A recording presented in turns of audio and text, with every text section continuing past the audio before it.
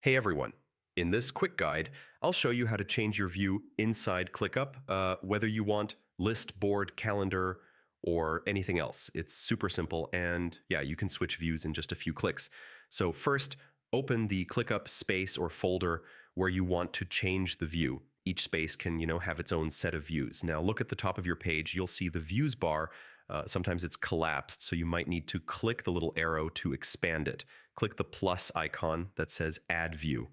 And here you'll see all your options like list, board, calendar, Gantt, mind map, table, and more. Just choose the one you want. I'll pick board here. After you pick a view, ClickUp will ask if you want it private or visible for everyone. Choose what you need, then hit Add View. From here, you can change filters, grouping, sorting, whatever you need for your workflow.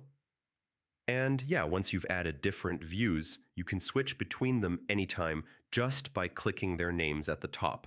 It makes it super easy to move between list and board, or whatever you use most.